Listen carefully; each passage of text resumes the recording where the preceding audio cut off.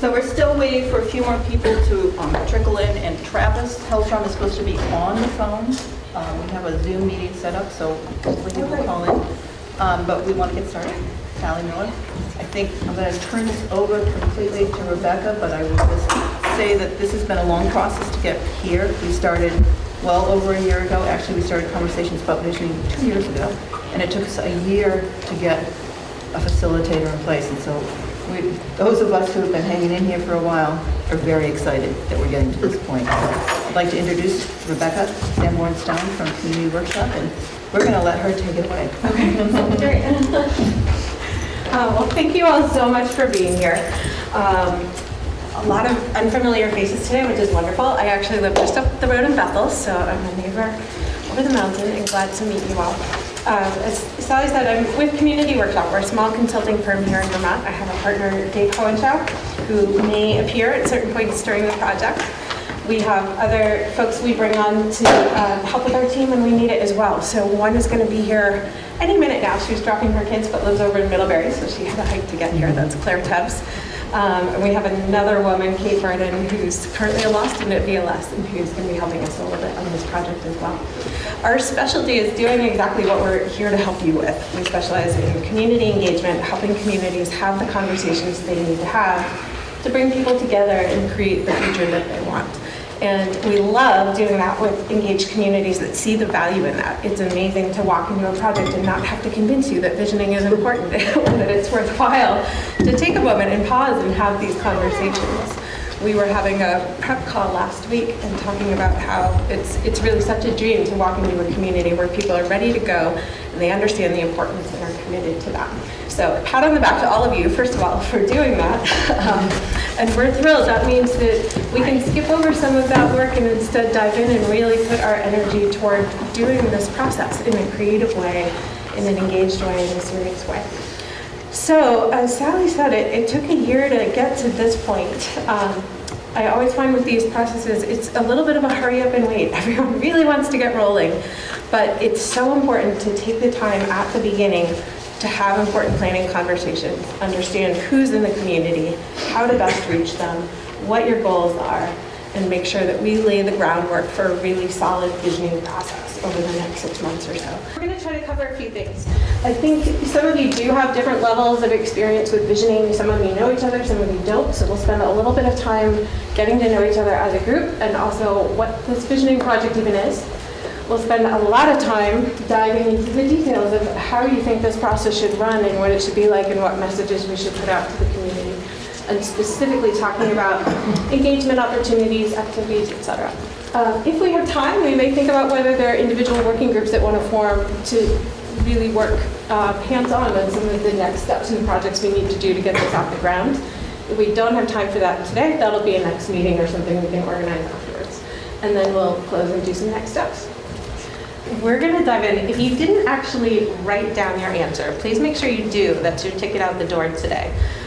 You didn't know it, but you have actually just helped to collect the first round of fodder for our visioning process. And as we go through the workshop today, you'll see that we're actually going to demonstrate a few different techniques that we'll probably use throughout this process, or at least that we could use, depending on what you choose to do and what you think will resonate best. So this is one of them. We actually printed these out just to have at town meeting last week to start gathering feedback. And as much as we will work with you to really create a concerted plan, one of the things we'll also stress is that it's just important to talk and ask questions and gather info in any way you can, even if it's not planned. So if you're having conversations with your neighbors, ask them these questions. What do you wish for Woodstock? What do you love most about the community? And jot down the answers, and we can use that. We will try to gather information in many, many, many different ways from different people. It will seem utterly chaotic and disorganized at points. We will have information in many different forms, but if you trust us, there is a way that we can integrate it all together.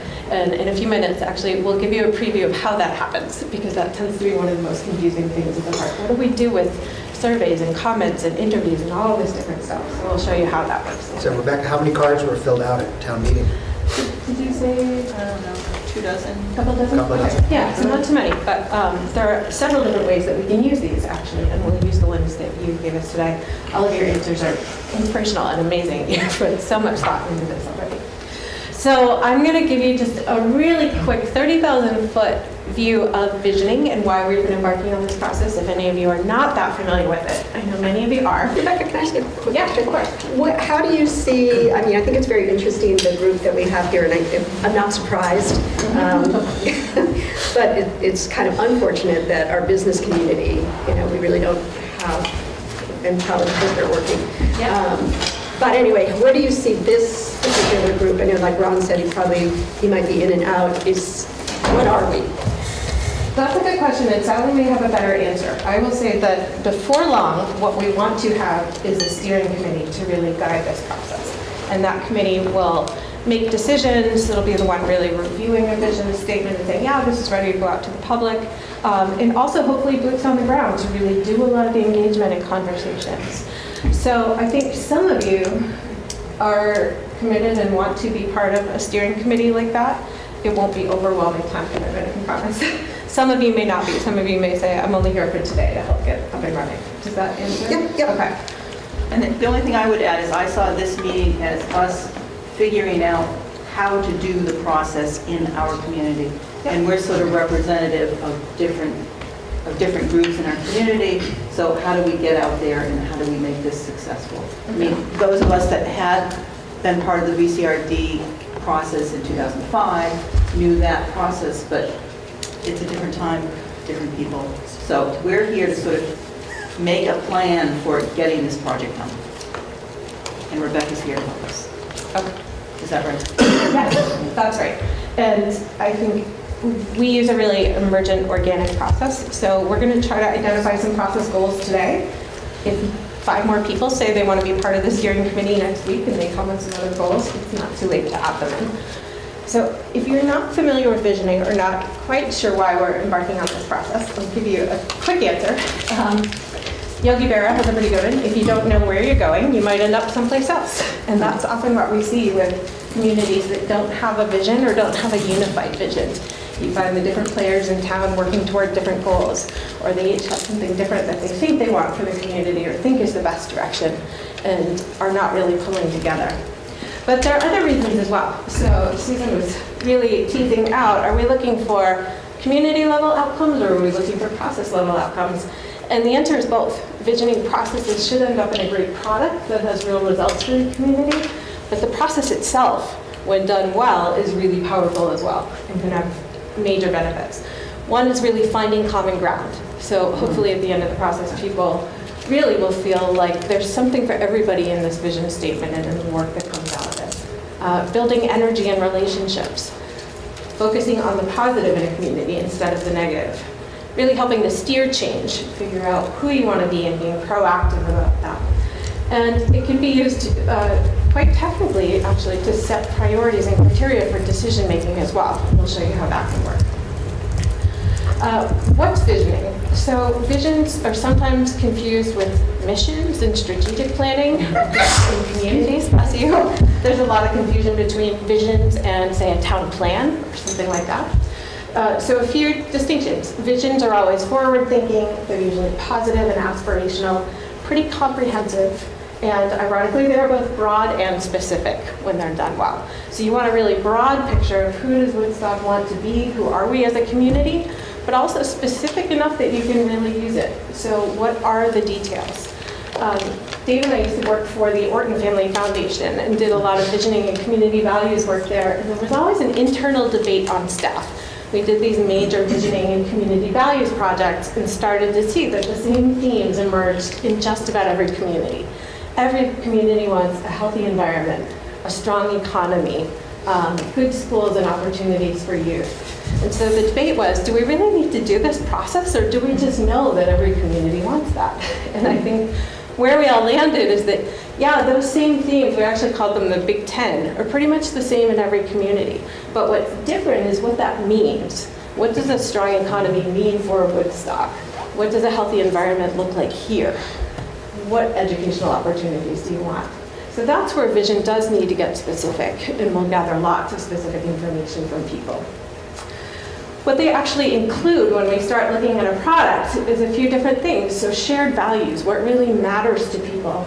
That word values can be a little bit tricky. But that's really what it is. We're not talking political values or anything like that, but we're talking about what do people value about this place and about living here. What's unique about Woodstock? And again, what do we want for that desired future? So I'll show you a few examples of vision statements in a moment. Actually, let's do that now. So here's one from Bennington. I'll give you a second. You don't need to read the entire thing. Anyone notice anything about this one or anything stick out to you? It could be Woodstock. It could be, yeah. Yeah, here you're seeing a lot of those big 10, I would say. Strong, resilient economy, affordable housing, transportation, right? So it's good to identify those. Anything you like about it or think is missing? It's pretty general. Yes. You know, and I Yeah. think I agree with the comment over here that, you know, we need something specific. We need not just a report, but something sort of Yep. a list of action items. Great. So here's an example from Golden, Colorado. This is quite a different format. This is one of the Orton Family Foundation projects, which is really oriented around values more than a vision per se. Anything striking on this one? This one would lead more to action because it's separated so that you can say, well, I want to do the neighborly one and I want to do the safety and quiet one. Yeah. Yeah. And indeed, that's often how it works. This Yeah. leads very naturally into working groups or teams that can focus on these different aspects, or into town plan chapters or something like that, where you can focus on different strategies. Here is one from Tallahassee.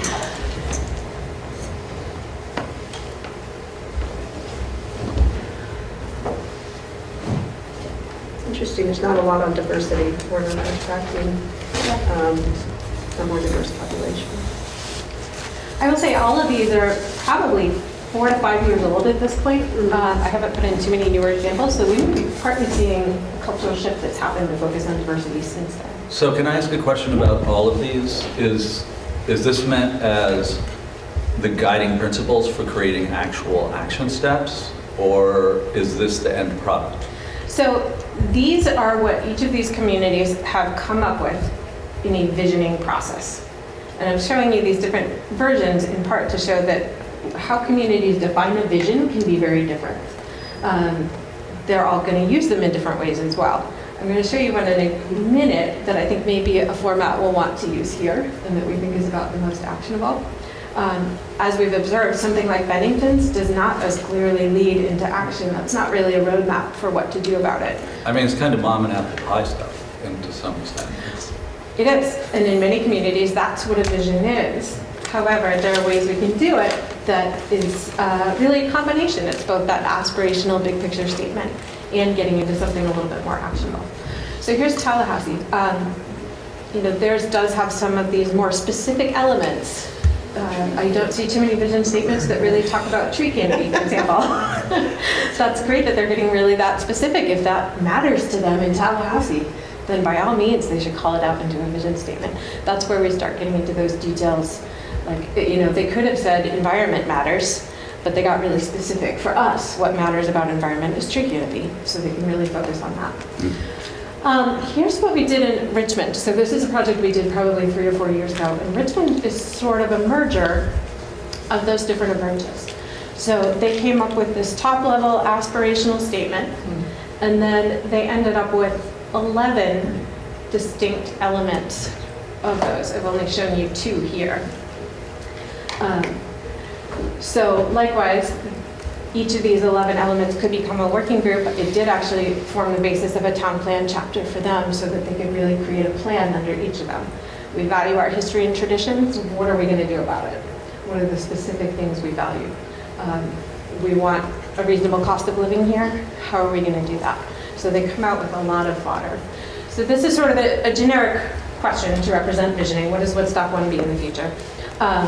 Generic representation of the kinds of themes we'll hear, understanding that we'll get much more specific as well. You can really apply a strategic planning process to each of those things. So if we hear that Woodstock really wants effective government, we'll get specifics, like what people think is not so great about government right now, what specifically they would like to see about government, how they would like to see it function differently in the future.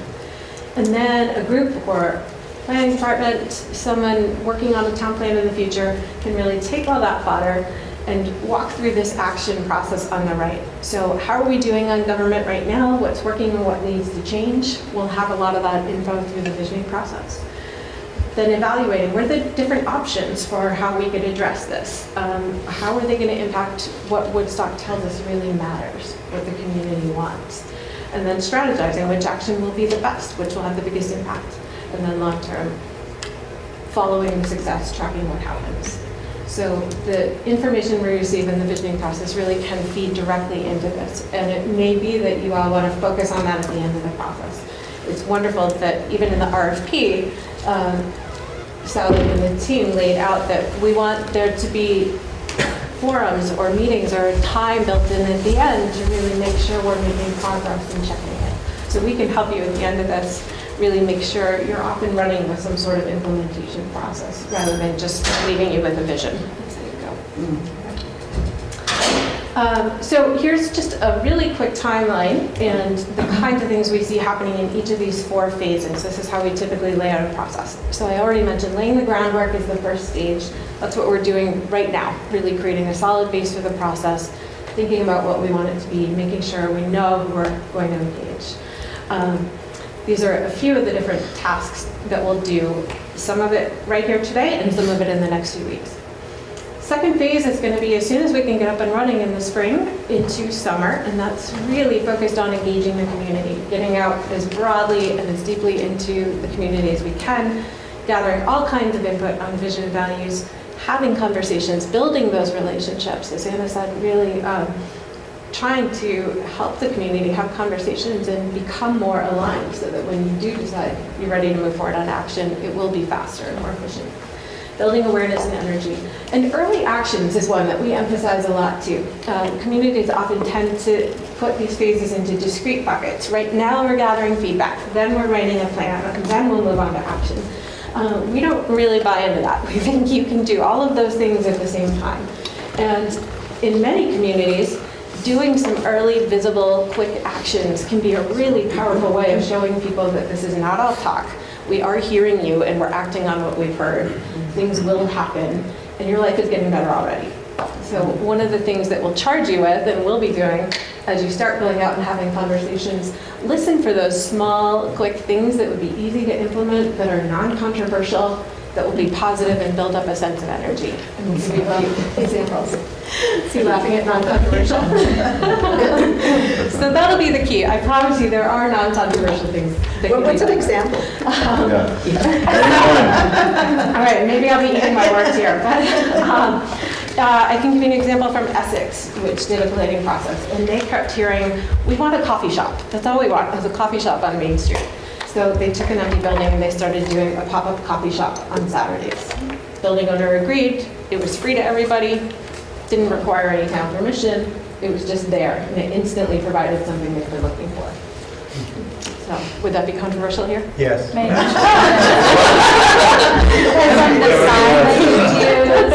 Would never get to the planning board. Well, you all are going to have to educate us as we go along. Existing coffee shops, my coffee shops. That's true, we do have coffee shops. So after, we've really moved through most of the engagement and gather all this feedback, we're moved into really crafting a vision. So taking all that data, analyzing it, processing it, drafting the actual words, getting community feedback on that. Still more early actions, we hope, and really celebrating and sharing what's been done at that point. Will you be having public meetings? We will talk about that. I would say undoubtedly there will be something, but we'll figure out what kind and when and how many and what you would like to do. And last, making it happen. So this is the phase that we'll get into fall and winter. Figure out what structure do we want? Is it going to be working groups? Is it going to be something else? Is it going to be making use of existing committees rather than starting new teams? Those are all possibilities, but figuring out how we take this vision, how we take all the information we've received and start putting it into action. Quick question. In your past, have you dealt with a community like ours where we have basically 50% of the people in the village are seasonal? And the challenge of getting them into this process? Yeah, I think a lot of communities are facing that these days, and a couple options. I mean, you have folks who are going to be out of town for half the year, so undoubtedly they're not going to be the most active members of work teams next January. But we can take advantage of ways to reach them when they are in the community, and possibly some ways to reach them even when they're not here. So direct mail may be one of the most effective ways to get the word out to them when they're here in the summertime. In a little while, we'll start talking about identifying these different networks and different groups in the community and how you can reach them. So a big thing we emphasize is going to people where they are, not expecting them to show up to a public meeting, not expecting them to show up to your website and find out all about the project and take the initiative to go do something. So we'll be asking you the question, where would we find these folks? Where are they? In a sense, it's becoming a little bit of an anthropologist, thinking about this group of people. Where do you find them? Where do they go? What are their tastes? What are their habits? And then we use that to figure out how to go to them where they are, get them involved on their own terms. All right, so now we're going to do something with your sticky notes. We're going to transition a little bit. Actually, before we do, any other questions on the visioning process? I just had a question. Yeah. Someone, have you ever worked in a gold town defined by Act 60? In other words, we are one of few sort of so-called defined gold towns or gold communities in the state where we end up subsidizing many other communities, the education of many other communities.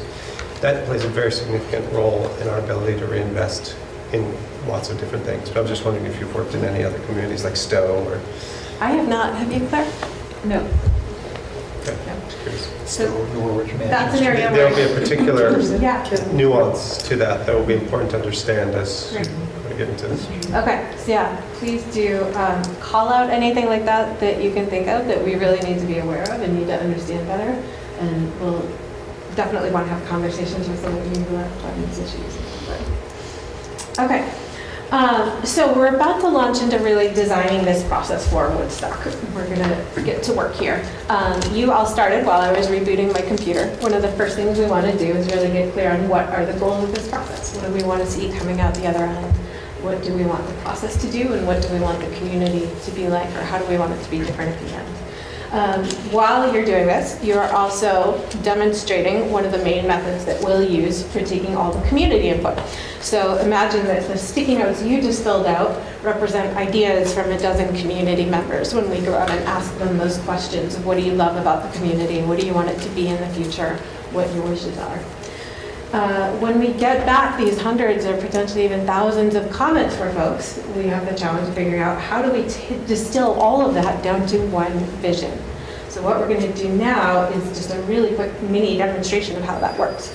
We'll actually take all those comments from people in different forums, have readers go through and pull out the comments, put them onto individual stickies like this potentially in a workshop, and then we do a process called theming.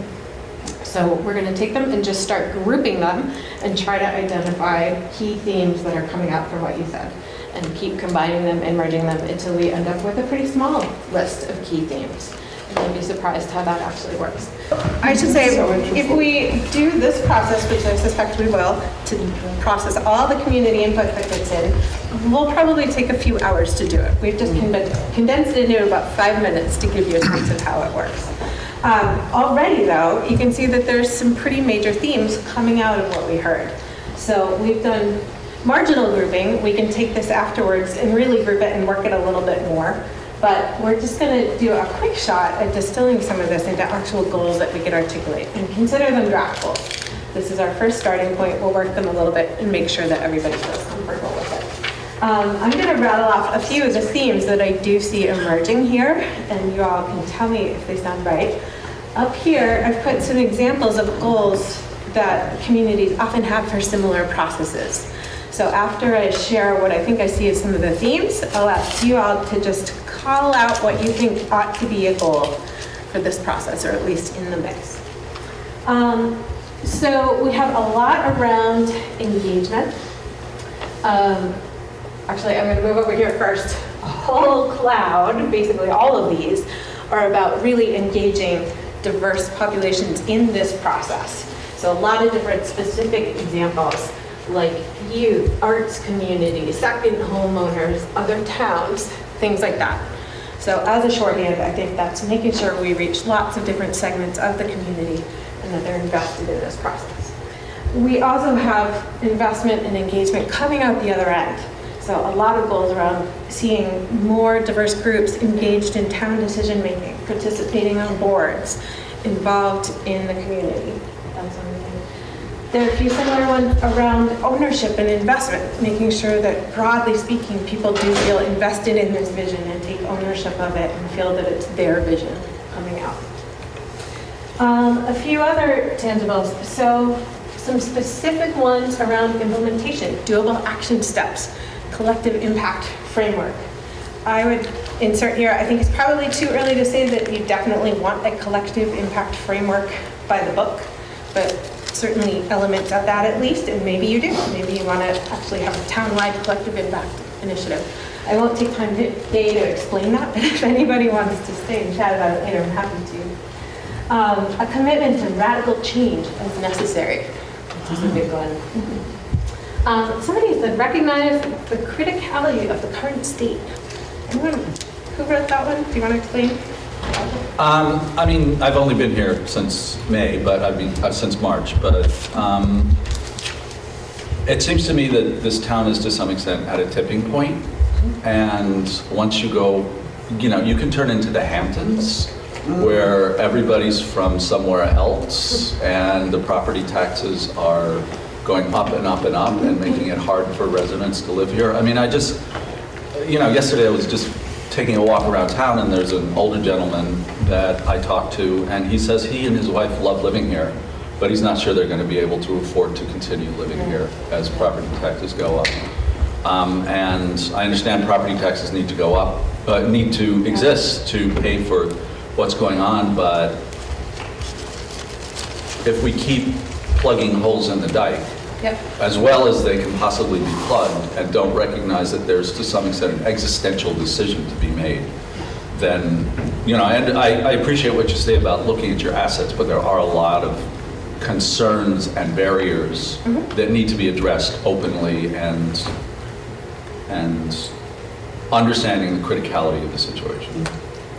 I would just say too that this town is very divided right now, and so there's the forward-thinking philosophy of let's maintain as we go. There's the we don't want to spend any money, so we have our buildings in various states of disrepair. So I think you should just know coming into it that we really do have. I think we are at and over the tipping point. I think I feel people feel disenfranchised. They see so much of the marketing dollars going to weddings, tourist conferences, not to the benefit of the residents that live here and improving the quality of life for the residents that live here. So, I think we are definitely at the right time to do this process. But you still have a large percentage of the population who absolutely does not recognize that there are any issues at all. They're just happy to go along, let their merry way, and watch the buildings on Main Street fall down, or play golf, you know, because you have kind of a bifurcated population in that. That way, people that don't know any different, they've always lived here. You know, the fact that Main Street's falling down is just what happens. Well, it was interesting at town meeting that people could spend a lot of time talking about articles that are a few $1,000s here and there, but 80% of your tax budget is going to the schools, and very few people attend those. So I think that. But I think people feel like if they go to the school board meetings, they can't have any impact. They can't, nothing you say can be ultimately considered. Your hands are tied. Well, because it goes back to Act 60. So could I just interject something here? Yeah. I mean, I just, with a group of seven of us, we were in West Virginia talking about visioning issues, and I'm hearing this already. We're already focusing on the negative. Yes. You know, we're focusing on, well, what doesn't work? We don't have money. We have a population that doesn't live here full time. There are a lot of negatives out here. Every community faces negatives. We saw examples of some communities that were just literally falling apart, and they would look at Woodstock and the assets we have and the opportunities we have here, and they would just go crazy. So They're like, why are you here? Yeah, so so I guess my idea is, and my suggestion is that while we need to recognize all these things, let's recognize what's really good and where we want to be. because that will solve some of the problems we have. And that's very much the point of visioning. It's not to brush problems under the rug at all, but it's to look forward and say, what do we want and how do we get there? So I'm going to give you all a phrase that I want you to keep in mind throughout this whole process, and to the extent that you can start using it and training everyone else in the community to use it as well, it will serve you. And the phrase is, how might we? So instead of understanding that there's a barrier, it's this is a problem, it's getting it right, we can't do this, the question is, how might we do whatever it is we want to do? It's not pretending the problem isn't there, but it's assuming that the problem has a solution. And actually, each word is very important. So the word how presumes that there is a solution, or there are multiple solutions, but there's a way past this. Might notes that actually there are multiple solutions to just about every problem, different pathways that we could take. And we indicates that it's not I, it's not one group, it's going to be us together collectively that solve this problem. So I think if there's going to be any motto for this visioning process, that could be it for Woodstock. Please keep in mind all the comments you just brought up, though. They're going to be really important when we do start getting into designing what this process looks like, and especially Alita's comments about people not even recognizing these problems or understanding what's out there. It leads me to think that getting community members to listen to each other could be one of the most valuable things you do. So when we start figuring out what events you might want to do or what strategies, let's think about that and whether we want to intentionally design ways for people to talk to each other and hear and understand the experiences of fellow community members. Okay?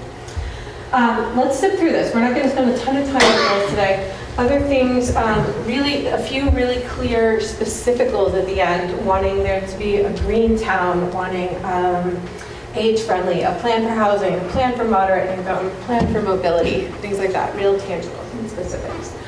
A fair bit around Main Street, making sure it's a really vibrant downtown and community.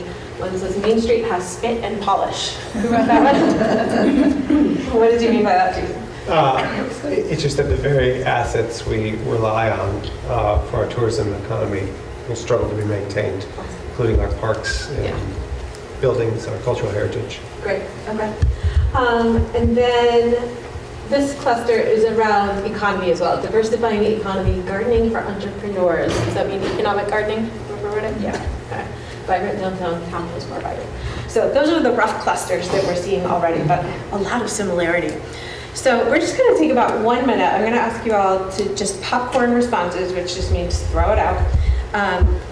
Take what you hear in these themes, you can use the examples up here, and just toss out what you think a goal should be for this process. Anyone want to propose one? Inclusivity. Okay, so that actually is a value, I would say. Inclusivity is a value. What would the goal be? Phrase it as Broad a goal. participation across. Achieve broad participation. Okay. Go ahead. A clear and more accessible network of the things that are already happening in the community.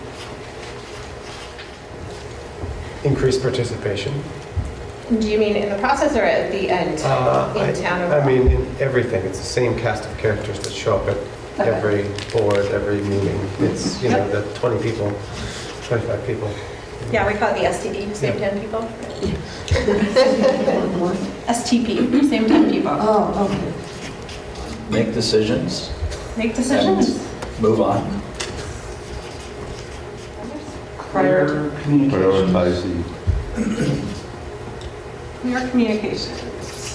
Is that townwide or between any particular groups? No, throughout the whole process. Okay. I think open too. Clear and open. I like number 5 up there, new relationships built. I think that would be strong for us to do. I think number 7 is a lot. Well, yes. I think things Vibrant and growing. things have to be prioritized. I'm sorry. Things have to be prioritized. Prioritize projects. That's different. Is that similar to 4? No. No. That's making the decisions. Okay. Is this the point where we could say, pick a project to start? Or is that too early for this? I'm sorry, do you mean? During the vision, we could Oh. have, at the end of the vision, we've got a project to start with something's accomplished. Yeah. Early actions? Early actions, we don't even need to wait until the vision. Again, if we can find stuff that's not controversial and won't get you in trouble. But yes, hopefully coming out, we will definitely pick projects. A lot of communities end up with these strategic plans that go 5 years into the future, and then what happens to them? They sit on the shelf, right? So we've started really recommending, in a lot of cases, quick iterative action processes as well. There's a framework that we call 30, 60, 90. And actually, a lot of strategic groups in the state are using it. Farm to Plate Network uses this sort of thing, and it is part of collective impact at times. So it's picking one action or project that you want to do, figuring out what's something we can do in 30 days to make this happen, what's something in 60 days, and what's happening in 90 days. So no 5-year plan. What are we doing now to get this moving? And then come back in 90 days and say, where are we? Are we still trying to do the same thing? What are our next 30, 60, 90 steps? That sort of thing. So it really is focusing on quick action and making things happen. Any other quick ones? Yeah. There's something around inspiring, inspiration, but it has to do too with, and maybe they're two different ones, but I was going to say something about inspiring, then which happens to do with buzz and awareness, but there's something about building awareness for the need for change, and then inspiring that change process through some sort of envisioned future, something that's different than what we have now. So let's stop here. We will take these and shuffle them a little bit more after today. We'll try to work this a little bit. As we said, there will be a steering committee coming out of this, and we'll give them a draft list of goals and try to work with them to confirm it and just make sure we're clear on where we want to go.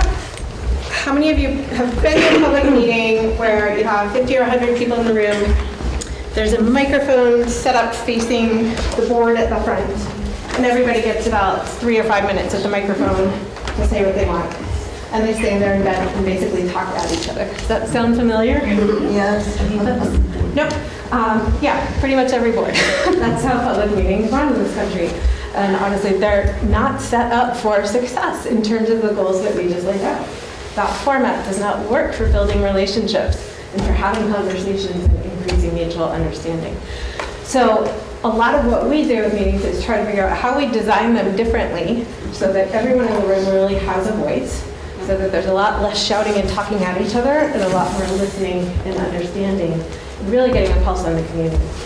What you have in your hands is a clicker or audience response device. So this is one of the tools that we can use in public meetings to do that. Often it's that loudest voice in the room that gets the most airtime, and people might leave thinking, really, that's the voice of the community, or that's what people think, when in reality 80% of the people in the room could disagree and they just don't say it. So in this way, every single person in the room gets an equal voice, and you'll often be surprised at what you see coming out in the results. So we're just going to do a fun one to test this out. You know you're from Woodstock when dress up me in the cocktail dress and muck boots. Do you have to do the go button too, or just? Nope, don't press the go, that's your trap door. Okay. You're sick of saying, nope, not that Woodstock. And you don't even try to park downtown anymore. We can always turn to the old-fashioned show of hands. But you get a sense of how it works. When it's actually registering, you instantly get the results so that you can see what the choices are in the room. It's most effective then when you have time to actually discuss and hear what's surprising to people or what's different about that. We're always prepared for tech failures because they occasionally happen, so we're going to go the old-fashioned way. How many of you think it's dress up in a cocktail dress and muck boots? Hands up. All right, how many of you say you're sick of saying no, not that Woodstock? And how many of you don't even try to park downtown? Okay. So already we have some vision information here, right? Here's a problem. How many of you have a vision of being able to park downtown in summer? Anybody? All right. Let's do another quick fun poll here. How long have you lived in Woodstock? Hands up, less than a year. 1. Okay. How many? 1 to 5 years. Couple. 5 to 10? Can it be lived or worked? Lived or worked, sure. That's right. Okay. 10 to 20. All right. And over 20. Awesome. Great. So this distribution of results is actually kind of common as well. So when we start thinking about who we're engaging in the community, one group that's often left out are the new residents. We don't think of them as being a group, but it's really hard to get folks who have lived here less than a year to participate. So that's one we'll want to think about. We're going to quick, in a sense, knowing that we will wordsmith and take care of these goals and get them into a little bit better shape, how does this feel to you as a set of goals for the process? Hands up if you think this feels really good. You can get behind it. These ones? Yeah, the ones on the flip chart. No. Okay. Okay. How many think, yeah, it's okay. I can look at these. Okay, most of you. Reservations, but I'm okay moving forward. Okay. And no way. Can't move. Cool. All right. So it seems like we're at least on board enough that we can move forward today. If you do have reservations, please jot them down for us before you leave today, or let us know what you think would change or you would like to see different, and we'll spit them back out. So we're going to talk just about values for a minute, too. So Alita had originally said on number 1, broad participation or inclusivity, I think you said, right? So that's really a value. And we do want to quickly just touch on values for this planning process as well. I think this is especially important given some of the comments we've heard about some distrust and feeling that people aren't always included. So these are really common values that planning processes adopt or community groups want to adopt. Are there any up there that folks think should not be on the list?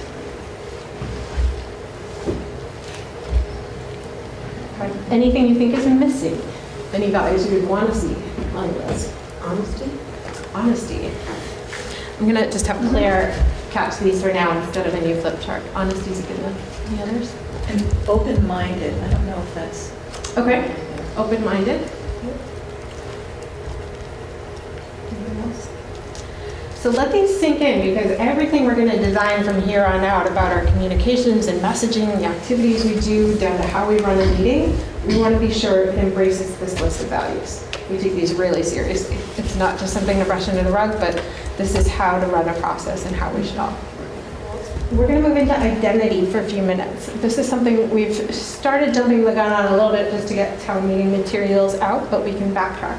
So we find it's really important to have a brand and identity for a project like this to help with visibility. If you're going to have some buzz around town, you need people to know what they're calling this thing. What are we talking about? If we can have a visual identity that's recognizable, then when people see a postcard or a poster or something like that, they'll instantly recognize it and say, oh yeah, that's part of that process. I want to tap in and pay attention to that. And we can send important messages in that way. So these are characteristics for an identity. And when I say characteristics, it's things we're going to be keeping in mind in the language we use, the types of activities we choose, what the brand and identity look like, etc. So you really need to think about what message you want to send to the community through all of those different elements. We're going to try to get your sense, at least on a couple of these decisions right now, around a visual look and around the name for this process. So we actually have to decide what we're going to call it. We sidestepped that decision completely for town meeting and did not put any kind of name on it at all. I'm going to show you some examples, and I think this is one of the things I'd ask you to think about for homework coming in. These are just common structures for names for visioning processes. I don't think any particular one is better or worse than any other. It's again a question of what's going to resonate here. What words do you think will send the right message to the people in the community about what you want this process to be, about how they can engage? Forward-thinking, positive, aspirational, think about the values and the goals that we just set for the community. So we're just going to have a quick discussion on these and see if anything's jumping out or if folks had different ideas that they want to throw into the mix. Got one just quick comment. If you have 2030, that's 10 years out, that's too long. I think it's got to be, if you do use a date, it's got to be more like 2025 or something like that. Okay. I will say most of the time vision processes are looking out that far because it takes a long time to make major changes. So if you pick one of the date constructions, we can certainly have a discussion and figure out what date makes sense. Yeah, right. These all, and the examples that you had, kind of for me fall in the mushy middle. They're inoffensive, they make sense, but they're not they're not breaking through, they're not like a good ad. They're not breaking through the clutter. So, and I don't have a great example right now, but, I think that's something we could really try and find something that reverberates more effectively. Okay, so Alita and Heidi? I would like to see something like, and the wording's not right, but Woodstock for all, just so it's that we're talking about, for everyone in the community. I just wanted to throw out an example. About a dozen years ago, I was on a VCRD commission for the state on the economy, the cultural economy, the creative economy. And there was quite a big discussion of what we should call ourselves. And I just want to tell you what we came up with, because a lot of people said, you can't say arts. So it came up with culture and innovation. Commission on Culture and Innovation, and we presented our report to the governor and all that kind of stuff. But you can use an unusual term like that instead of Woodstock vision, Just want to throw that idea out. I just want to keep this in mind because it was something that while we were doing at our conference, a smaller group of us were talking about visioning. It came up a lot that we kind of just forget. But when we talk about Woodstock, this is for the Woodstock community, but there's also the surrounding towns that we have to think about. It's really easy to be a Woodstock community member, but to live in Barnard or to live in Reading or to live in Pomfret. And we think of that greater community too, so I think it's just something that we have to keep reminding ourselves as we move forward. That to me resonates with Alita's comment, Woodstock for all, I think has that openness. Susan, and then... You showed one in your materials, which was Richmond, I think. Our town, our future, which also resonates with what Alita said. It's we all belong. Right. Inclusive. Ownership piece. And you'll find we use that language a lot. It's on the poster, we, our Woodstock, that kind of thing. And some people occasionally push back on that and say, wait, who's this we?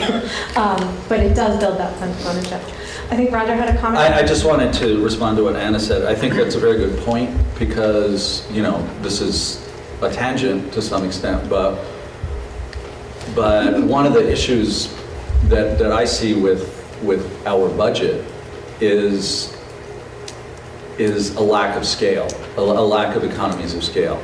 And I think if you think about the Woodstock area or a region, that you could start looking at much more cooperative kinds of things. So I think to the extent that you can be as inclusive as possible to our neighbors, and again, a lot of the people you see in Woodstock live in Barnard or Pomfret or Hartland. So, Well, again, our school district is defined by the six communities. Right. I was just going to say, I think we need to say the Woodstock area because Pentangle, the senior center, I think the chamber too, everybody is the area. It's not just this village, it's the whole area. It's one of the largest challenges too, I think, for a lot of our organizations to reach those communities that are on our edges. And that's one of OHF's larger pieces is getting out there. It really is. So that's really important.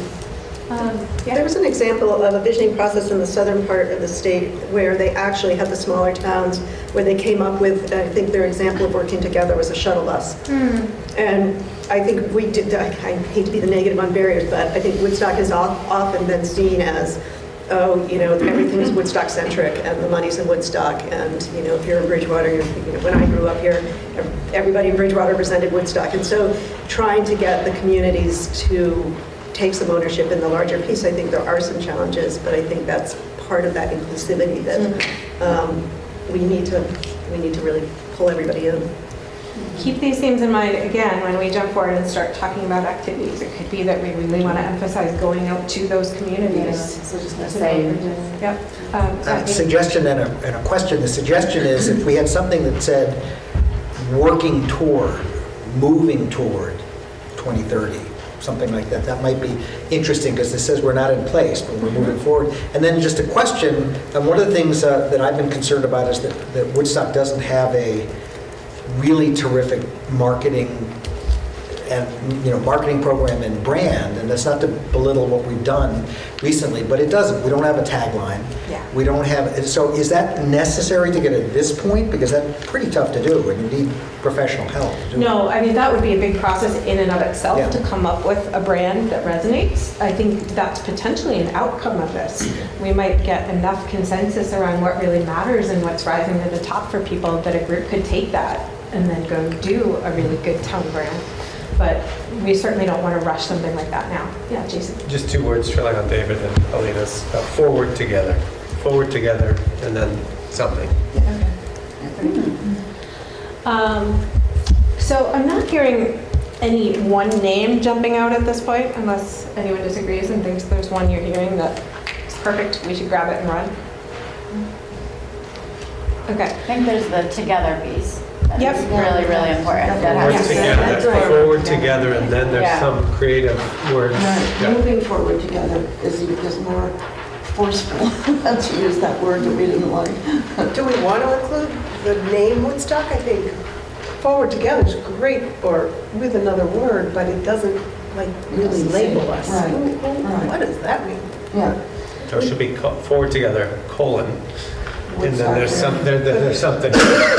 Would you have a colon like creating collaborative communities or Why wouldn't you put forward together with Woodstock? I think you should. Yeah. Let's take one comment at a time. So Alina said we use a colon, like creating collaborative communities. So that's basically a tagline. You could certainly have a tagline on top of it.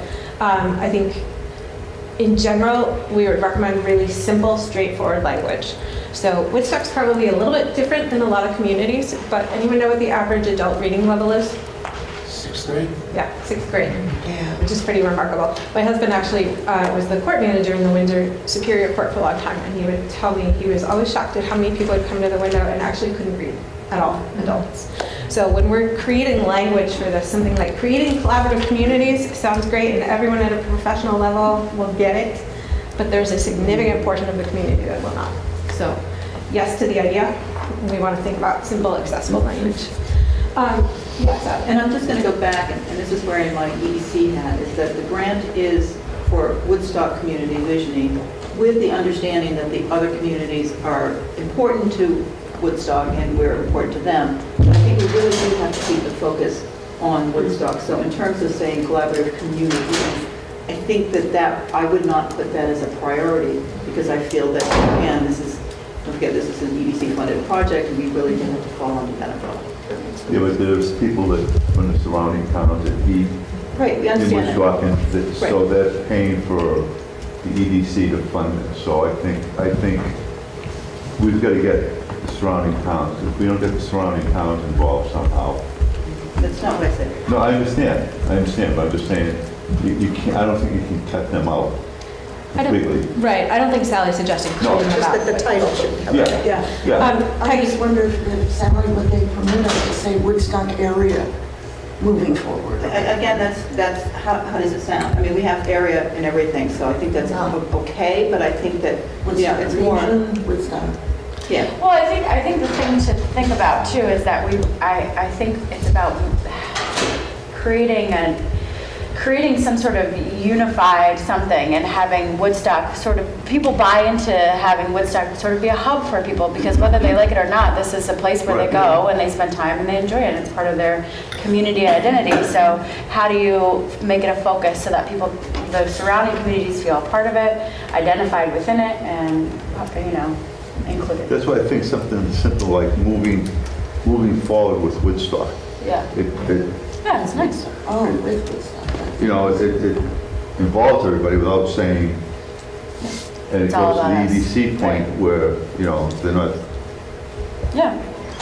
Okay. So I'm going to call this conversation to a close right now, just in the interest of time. I think we've talked a lot about the themes that are resonating, things like forward, together, our really inclusive language, something that will appeal to surrounding towns, even if it is Woodstock as the central focus. So we're going to give you a little bit more homework to go home and think about whether any of these names are really resonating with you, whether you have that idea for something brilliant that will cut through, as Roger says, really stand out. we'll write up all the suggestions that we heard and basically put it out to a poll in a few days and just have you all vote remotely and tell us which one is rising to the top. Sound good? Can I just something, so this idea that realizing the potential of Greater Woodstock, so I think we've talked about some negatives, we talked about some positives, and this idea that there's untapped potential or latent potential that's not yet unrealized kind of gets to both the positive and the negative, that there are problems, but we have incredible assets and we can unleash that potential. So there's something about look forward together, kind of realizing the potential of Greater Woodstock, or something like that. Yeah, and we can definitely use a lot of these phrases that are resonating in the language we put out, even if they don't make it into the actual project title. And titles in general should be as short as possible so that people can refer to it and it's not a mouthful. Even better when you get some acronym or something that can just kind of become a recognizable, almost meme that's out there. All right, let's move on and just have a quick conversation on visual identity as well. So this is just what we threw together really quickly again for town meeting, using that W that has emerged from the brand. Sally had said to me originally, we have this new brand that has gone through some community process. There may be some disagreement about how much and how widely it's shared or embraced. See up my shoulder, Yeah. So there's the logo. So I guess one strategic question for you all is, do you want to embrace that brand that has been done, or do you want to not use that quite intentionally? What's resonating? So there are a few options. If people look at this and say, yeah, this works, we like it, we don't want to spend any more time worrying about this, we could use it. If you want to make changes or tweaks to it, we can do that. If you hate it and want something totally different, we can do that too.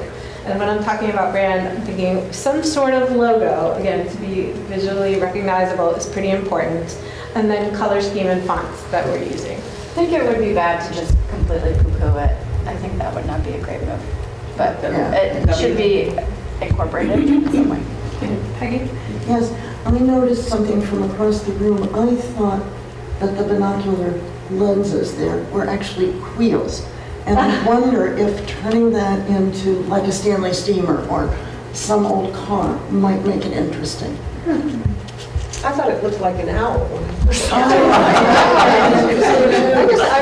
I would propose, getting back to my beating the drum on inclusivity, that was sort of peripherally part of that process when it was starting, and I feel that people are invested in it or are not, and so if we are starting fresh and really coming out with some excitement, I think we should have an identity that's separate, because it sort of says, okay, there was something that happened that I wasn't a part of, I never really liked it anyway, and that immediately is going to be a turn off to some people. So I guess I would suggest that we try to have something that is new, that is more,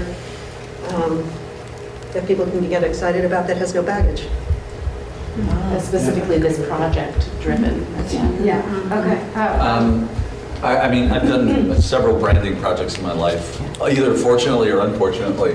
Personally, I would lose the graphic element. I think it's a little bit distracting. I think the basic kind of modern look of the text, whether that's exactly the text you use, is fine. And I would just stop worrying about, I mean, it's a logo with or without a graphic element. So I would stick with the logo being modern, clean-looking text. Other thoughts? Okay, let me do a quick poll on show of hands. How many would like to keep elements of this branding process that have been done? I have a question on it. We are part of the EDC in a sense, aren't we? I mean, we're under their auspices. A project of it. So does that mean we ought to keep the brand that EDC has come up with? I'm asking Sally this question. It doesn't matter. Okay. The EDC didn't come up with that. Oh, they didn't anyway. Okay. I thought that poster with the binoculars was perfect for this meeting. Yeah. I mean, I was at town meeting, and it seemed like binoculars to me, and it could also represent change because it's talking about future vision. Yeah. I kind of agree with Roger. I don't think we need a graphic.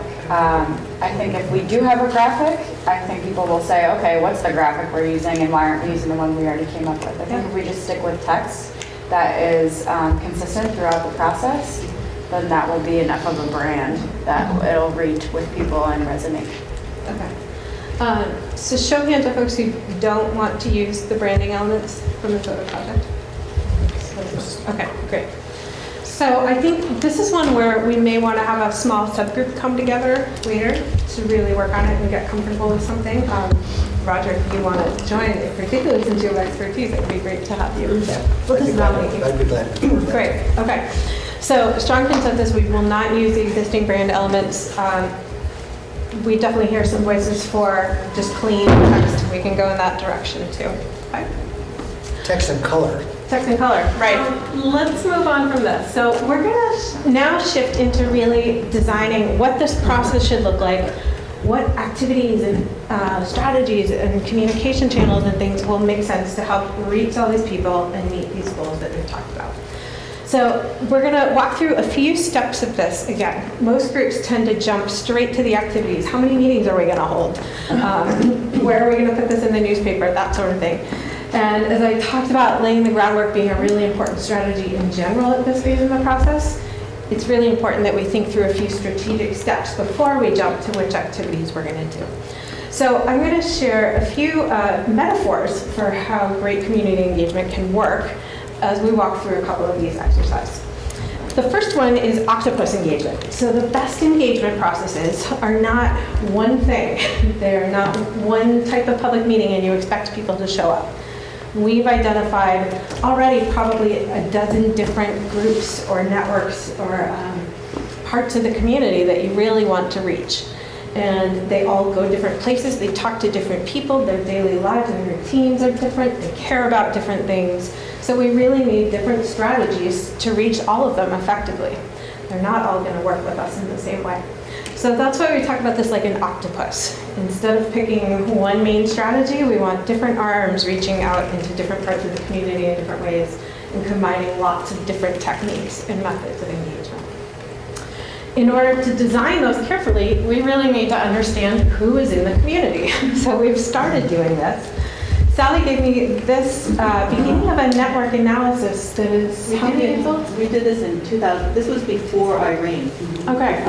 Okay. So clear. Yeah, so this looks crazy messy. Here's another example. I promised you things will be a little chaotic at times in this process, and here's an example. What this team, was it a team you worked with to do this, a group? This was an application for actually Orton, Heart and Soul. Right, okay, yeah, so this is a methodology we've really worked on and used there a lot. So the first step is to identify different networks in the community and then identify who the connectors are. Who are the people we know or groups we know who can reach them? Because as a consultant team and even as a steering committee, we can't do all this work. We cannot reach all these people in the community. And in some cases, we won't even be the best messengers. We won't know folks. It's always better to have someone trusted or who's part of the community reaching out and having those conversations. So you can see these red lines represent connections between one of the networks and one of the connectors or groups that we have working with us. What's cut off on the other side is communication channels that work for each of those groups. So start asking questions like, what's the best way to reach the arts community? Is it through a newspaper? Is it a direct email? Is it one-on-one conversations? Is it Facebook? Something like that. So this is a really good down payment.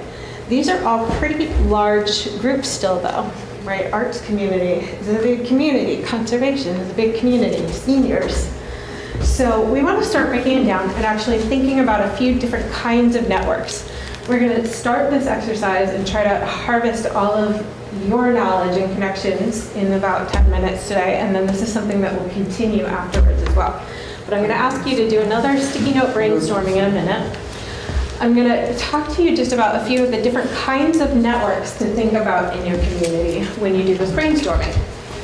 So one is going to be formal networks. So these are groups that are typically defined. They have a fixed membership.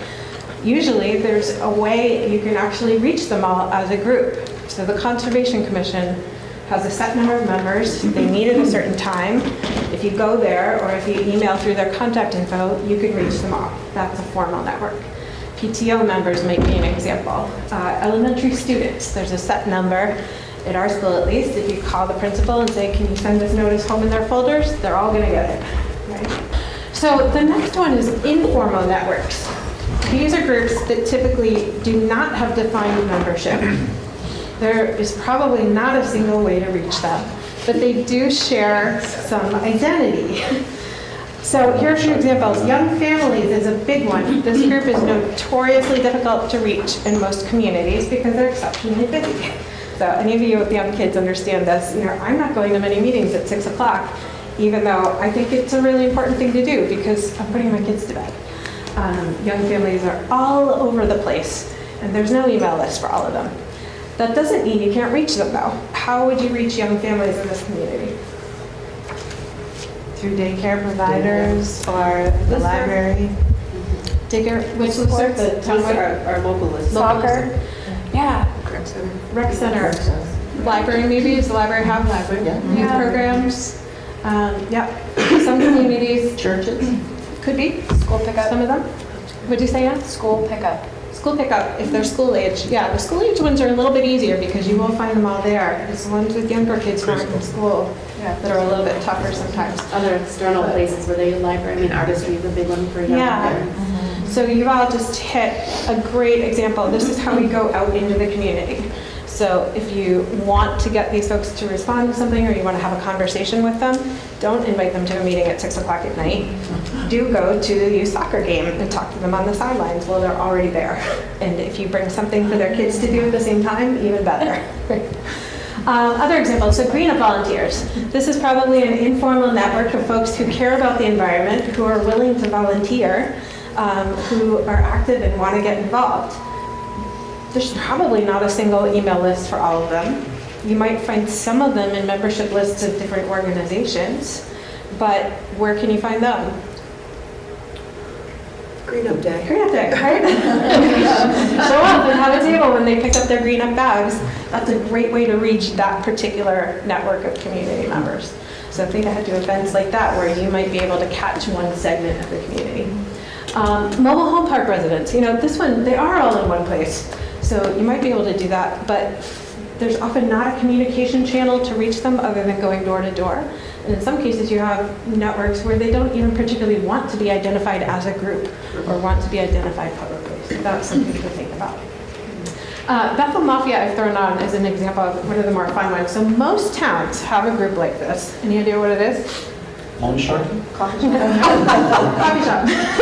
So this is a group of older gentlemen who were all the town leaders and ran the community for a lot of years and have mostly backed out of the leadership positions, but they still have coffee together every Tuesday morning at 7 o'clock and talk about the glory days. And really, if you want to sway opinion in the town, this is an important group to go to. So they call themselves Bob's Mob. Their idea. Yeah, they do. Putney's Club has the best name of any that I've heard. It's the Putney Viagra Club.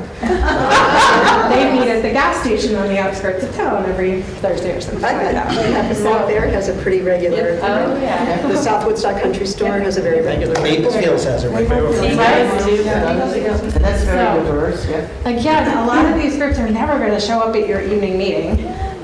Some of them might, but depending on what this club is, this is just an example. Think about who are those informal networks? Where is it that people are meeting and getting together and they identify strongly and you can reach a segment of the community?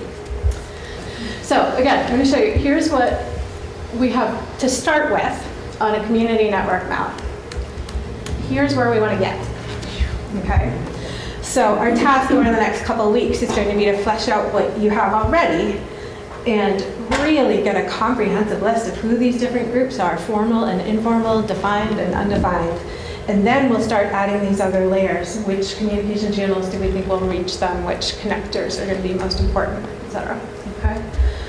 So I'm going to give you about 2 minutes right now to just jot down as many groups, networks, informal, formal, as you can think of that we might want to reach. Before we dive into actual strategies, I want to introduce one concept to you all, which is the engagement ladder. Has anybody seen this before? So often communities also think we have to reach everybody the same way, or everybody has to have the same role in a process. But in reality, when we're planning for engagement, different groups might be engaged at different levels and in different ways. So there may be some people in the community or some groups that we decide really need to be informed about what's happening, but we don't need to do a whole lot more than that. There's some that may need to be consulted, so we want to ask them some questions, ask an opinion on something, but that's about the extent of it. There's some that are going to need to be deeply involved, so in this way we're asking them for help, we're really asking them to co-create something with us. Collaborating is even a step above that, asking people to really take on real responsibility for helping to run this process or get it out into the community, or take responsibility for some of the outcomes, take ownership. And the last level on the engagement ladder is empower. Are there particular groups that we really want to empower at the end, or make sure they come out empowered? So keep that in mind in the background as well. The next metaphor I'm going to give you is small change in big bucks. So when we're talking about reaching all these different groups again, we're going to put together a package of activities and strategies, and they fall in some different categories. So big bucks, we think about the really pretty major engagement strategies and events. If we have a big public forum, that would be one of them. If we put out a major survey, that would be big bucks. We're expecting a lot of responses. We're going to reach a lot of people. It'll probably take a fair bit of effort. Small change is stuff at the opposite end of the spectrum. It might be just kind of fun. It might just build excitement and energy. It might be very quick. It might only reach a few people. Not unlike these cards that we just decided we're going to stick out at town meeting. We'll get a few comments back. We'll increase a little bit of visibility, but there's not a whole lot more strategy behind it. So we really want to end up with a mix of those two different things. So I'm going to start by talking about a few of the big bucks categories that I think we will probably want to do. For each of these, we won't have much time to talk about them, but if there are quick comments, if anybody says, no, this is a terrible idea, we don't want to do it, feel free to throw that out. If you know this is already happening and we should jump on board, throw that out. So probably some sort of survey is going to make sense, where we can ask a few more questions and really start to tease out some of the barriers and opportunities and things that people want.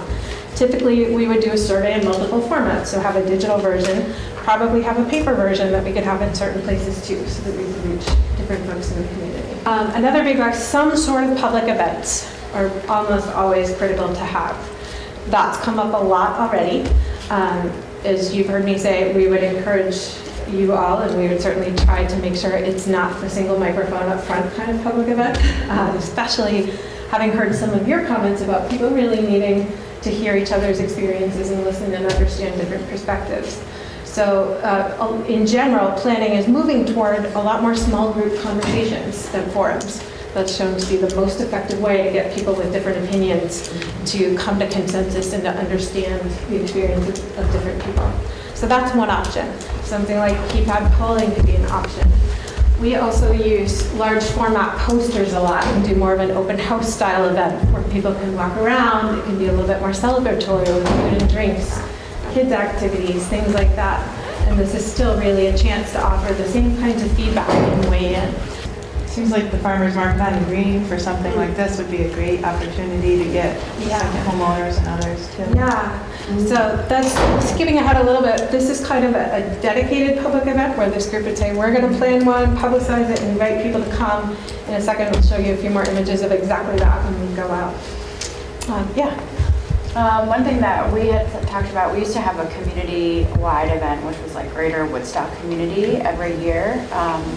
So one of the things that was a goal of the smaller group, of this group, was to reintroduce that community gathering every year. We used to take one big photo, would go in the newspaper of everybody that was there, and it was like a start to the school year, and it was really, really fun, and people really loved it, and it was one of my best childhood memories. So.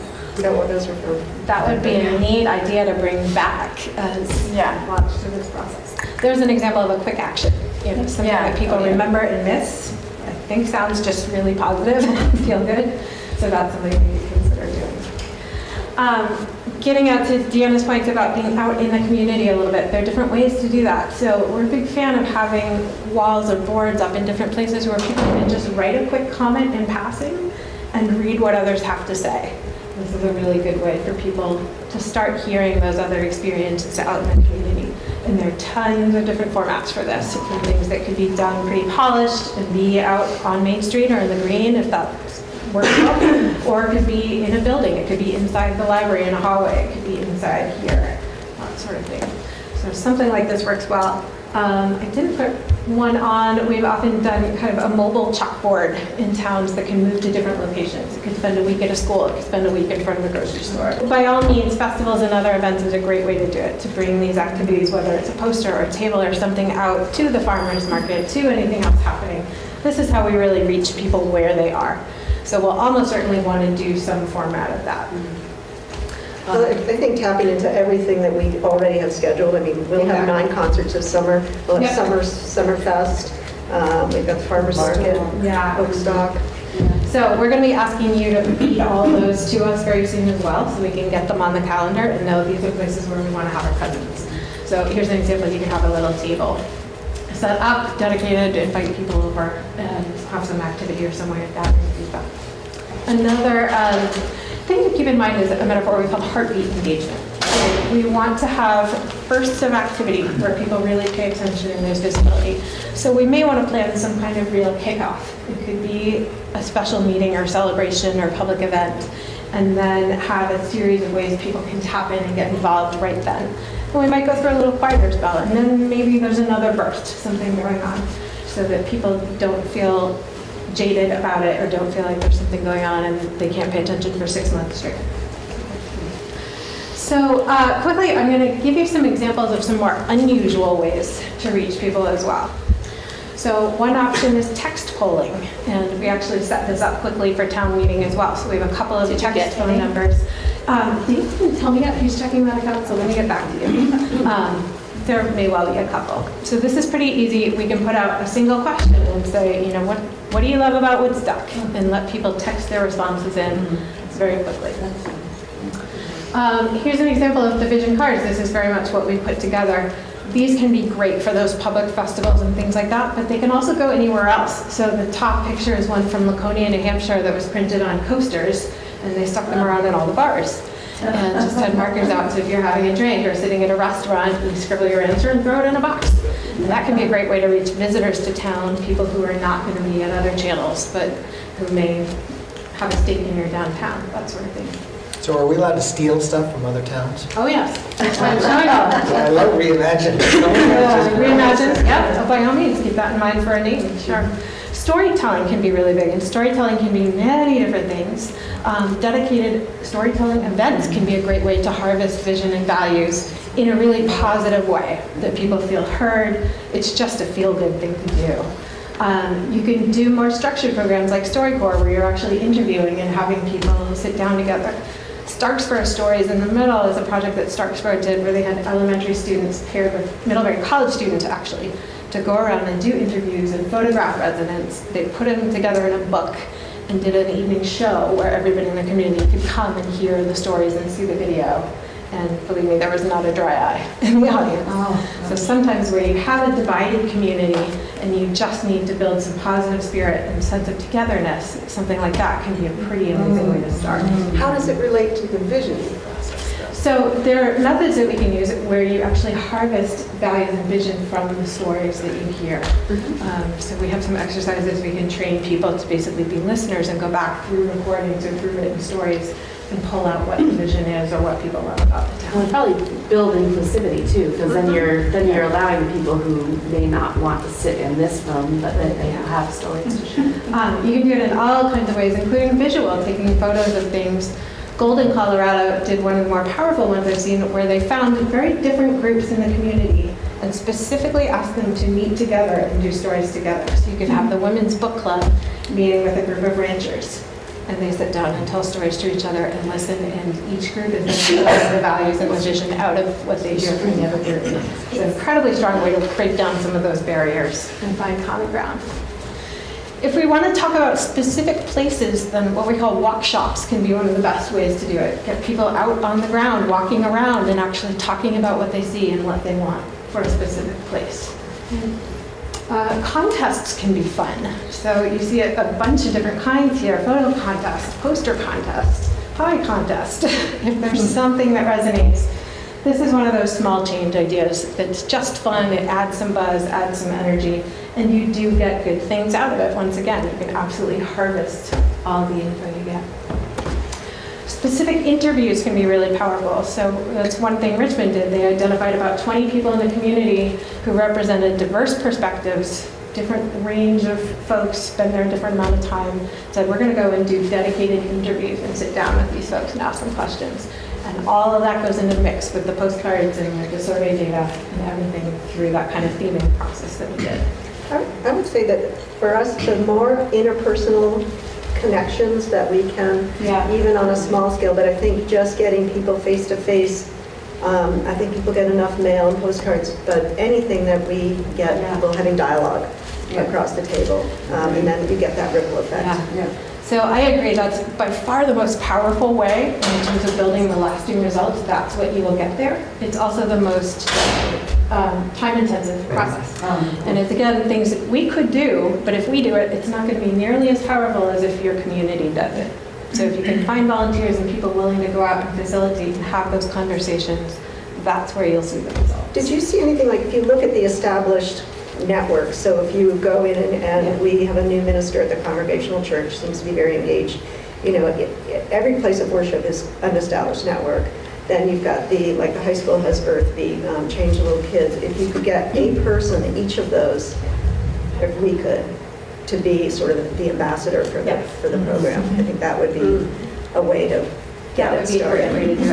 What you see up at the top is a kit called Meeting in a Box, which pairs very well with exactly what you're talking about. So if we come up with a series of questions we want to ask or the kind of conversation we want a group to have, we can package them up in little kits, give them to each of those ambassadors and say, Reverend so-and-so, would you please get a group together at your church, have a conversation, here's your form to report back what you hear. You have everything you need to agree. That's one way we can do that if you think you can get people to agree. Pop-ups I mentioned, so something like Heart and Soul of Essex, you know, they did that pop-up coffee shop and it was very much part of their visioning strategy. Get people in the door, they feel like they've been heard and they're getting what they want, and at the same time, ask them the questions you want to ask them. That would never work in Woodstock. People would complain you're taking away a parking space. Okay, so maybe you're not taking away a parking space, but this is a great way of doing a survey. This is Laconia again on the bottom. Instead of putting a survey up online and expecting people to get to it, do something fun downtown. You can not take a parking space if you want to do it. How about attracting youth by having it be kids selling lemonade? There you go. To do the survey. Yeah, if you could get a school group in, that's great. Quick actions, you know, another one that would probably be extremely controversial here, so I won't recommend this one, but lots of possibilities. Chalk, it would be all right. We could do chalk, we could do tax break. So I'm going to stop here. We're down to just a couple minutes left, but I want to just do a quick poll again and hear if there's something that you find exciting or you think would particularly work out of this mix. We'll take what you're telling us and come back and try to put together a draft set of recommendations for what activities we think could work here.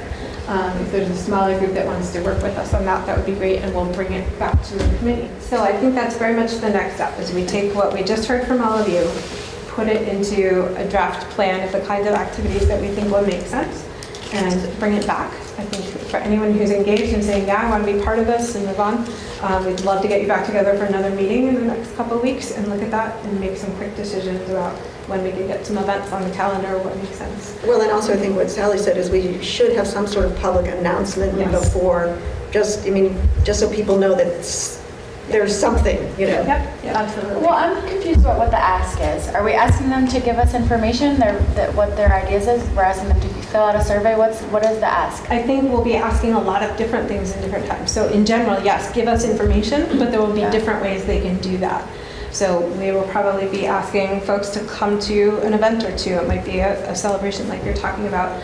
Also fill out a survey or respond to a text poll. So we're giving them a lot of different touch points where they can tap in. If people are excited, they can do more than one. If they only want to do one, that's okay too. But our next step here is to come up with a steering committee that will meet. Yes. And then we'll decide, if we're going to have a public announcement. Okay. Yeah, and the one caution I'll say is that Celebrate Community Picnic is not until the end of summer, and ideally our community.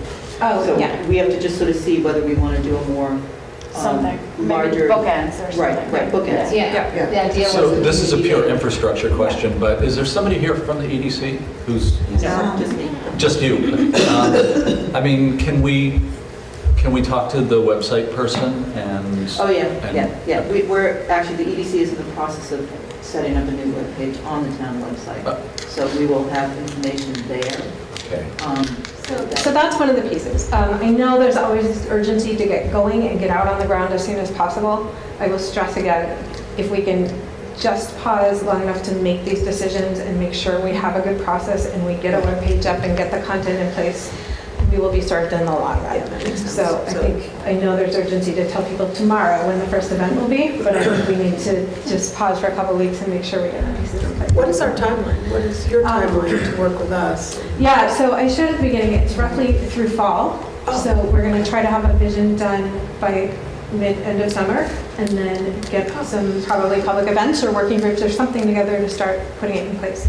And once we kind of nail down this engagement plan and what activities we'll do, we'll see how much is in the budget. It may turn out you want us to do less now and rely more on volunteers and have more of our time at the end to help facilitate action and keep things moving, or vice versa. Really appreciate all your time. I'm going to put a little sheet on the table. So as you're leaving, please put your name, and if you're interested in helping with one of the particular tasks that we just talked about today, that would be helpful as well. So if you're interested in the branding idea, getting project name and logo and things like that nailed down, that would be great. If you want to help flesh out a network map, that would be great. If you'd be interested in trying to identify some different activities or shape those, that would be great. If you're not, that's okay too. Are we Are we gonna get the notes? You'll get notes from there. So are we the steering committee, or is that? No. Okay. So some of you may decide you want to be part of the But don't you steering think committee. we should do that first, so that we have that core group to I get think to? because of the time rush, we're going to have to be doing some at the same time. So if we get a sense of who here wants to be part of it and work on things, we can kind of start that process. And if we also get a sense of who else out there might be wanted to be part of the steering committee, we can bring them into the mix as well. I just wanted to make you aware, and actually maybe you and Sally, it makes sense for you to reach out to the superintendent of schools, because they're about to unleash 2 years worth of work, a new vision that's very forward-thinking and bold for the district, that has strategic plan, configuration of schools, capital reinvestment plan, like it's a huge deal. And that's going to come out pretty soon. The public's going to be asked to engage in that, and that just in terms of sequencing and timing. Perfect. Yeah, if you know of more tasks like that, that would be great. So I think you all are on Sally's email list. We've started Google Drive, which is kind of a dumping ground for all the documents related to this process. We also like to use it to source information from you. So if you're comfortable with Google Drive, we'll be sending links and saying, go here to add more community groups and names and network ideas and things like that. If you are not comfortable with Google Docs, let one of us know, and we'll either help you figure it out or give you a different way that you can talk them. I would just say two groups big groups in town that aren't represented here are the Billings Farm Museum and Woodstock Inn. Yeah, For sure. Yeah. Oh, I see. And we do have a park, but we don't, they're different. Yeah, so if you can think of folks we should invite to be on a steering committee or groups that are not represented, that would be great as well. Okay. Thank you all so much for being here. Thank you. Yes, thank you.